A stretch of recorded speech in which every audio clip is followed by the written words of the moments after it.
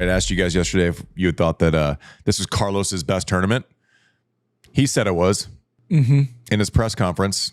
Pretty hard to argue. Lost one set. As you're looking at the scorelines too, breaking Sinner twice in a set, first set, third, like that's not something that's happening at all. On September 2025, New York saw a match that stunned tennis. Carlos Alcaraz beat Jannik Sinner to take the U.S. Open. He became world number one again at only 22 years old. This was his 6th Grand Slam title. Andy Roddick said what Alcaraz did in that final could change how players play the game forever. Carlos Alcaraz defeated Jannik Sinner 6-2, 3-6, 3-6-1, 6-4 in the U.S. Open men's final at Arthur Ashe Stadium. The win gave him his 2nd U.S. Open crown. He has now won 6 Grand Slam titles in total. This victory also returned him to the top of the ATP rankings. Alcaraz last held the world number 1 spot in 2023. His run at Wimbledon 2025 ended in a final loss to Sinner, but he came back stronger in New York. This U.S. Open was his best tournament yet. According to his coach Juan Carlos Ferrero, Andy Roddick reacted to the final. He said, "I didn't see that coming. I didn't see one-way traffic." He explained that the margin for error with these two when they play each other is so razor-thin. Roddick described the last game. Sinner was hitting the ball harder than maybe anyone I've ever seen in that last game. Carlos just stayed there and got back to deuce and hit a monster serve on match point. Roddick also spoke about Alcaraz's tactics at the net. He was just like, screw it, I'm in, I'm sprinting forward, and even if he gets caught, he is such a great volleyer. His words pointed to Alcaraz's ability to attack the net and control rallies under pressure. The 2025 U.S. Open was consistent for Alcaraz. He dropped only 1 set before the final. He was broken just 3 times across the entire event. He has now won 7 titles this season. His current streak is 13 straight wins. In the final itself, Alcaraz mixed drop shots, half volleys, and powerful baseline play. Sinner broke Alcaraz in the 2nd set, but struggled to keep pace in sets 3 and 4. Alcaraz closed the match on his 3rd championship point. After the win, Alcaraz said, "The number 1 ranking is a goal that I had set myself almost at the beginning of the year, and to see that I have achieved it is something incredible." He also said, "It has been 2 spectacular weeks, at a very high level tennis-wise, but above all mentally, which I am very proud of." He described this as the best tournament I have ever played. Ferrero explained the growth he has seen. Back then, he was still playing on impulse, almost unconsciously. Today, you see a player with much more experience, who knows how to read the big moments, who arrives on court calmer, clearer about what he needs to do.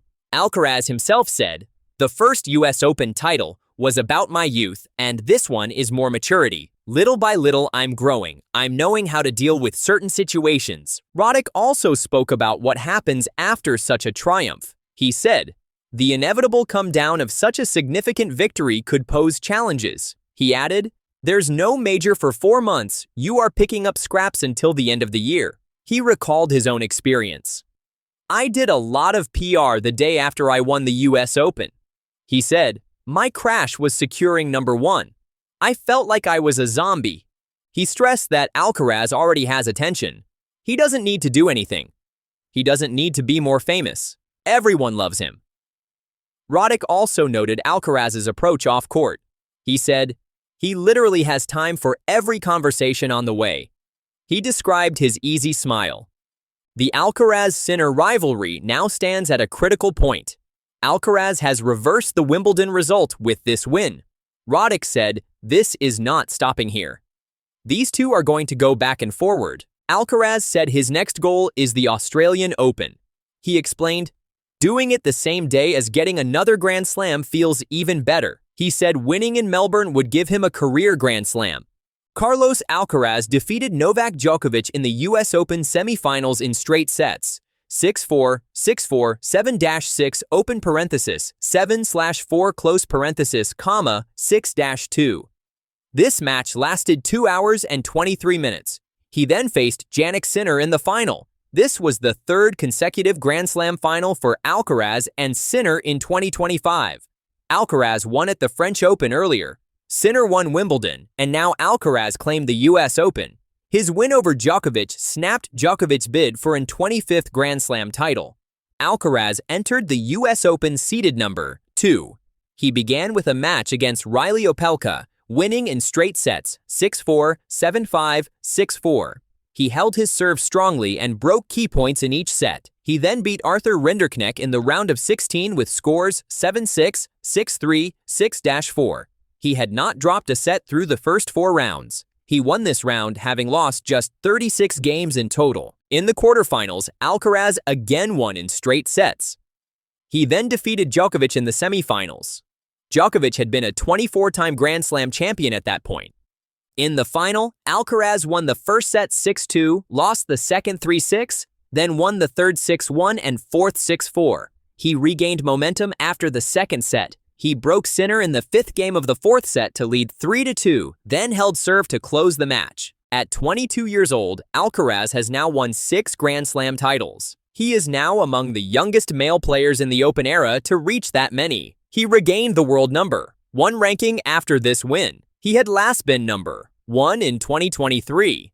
Alcaraz dropped his serve only 3 times across the entire tournament. He lost only 1 set before the final. His performance was efficient. His winning streak at this US Open run reached 13 matches. He has recorded 7 tournament titles so far in 2025, with only 6 losses.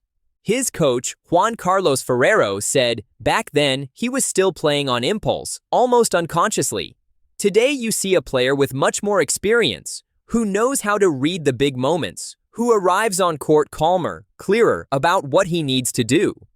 Alcaraz said after winning, "The number 1 ranking is a goal that I had set myself almost at the beginning of the year, and to see that I have achieved it is something incredible." He added, "It has been 2 spectacular weeks, at a very high level tennis-wise, but above all mentally, which I am very proud of." He described this US Open as the best tournament I have ever played.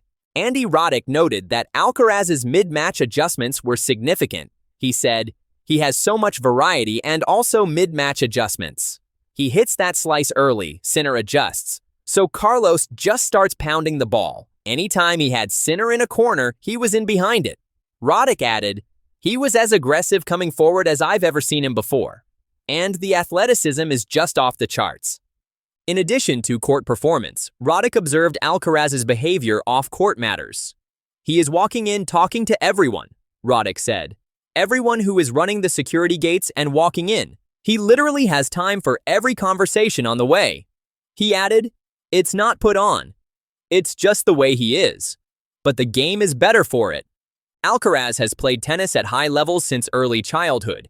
He made his ATP debut at age 16. He is now a multiple surface champion. He has won the French Open, Wimbledon, and the US Open. He has beaten Sinner, Djokovic, and other top players.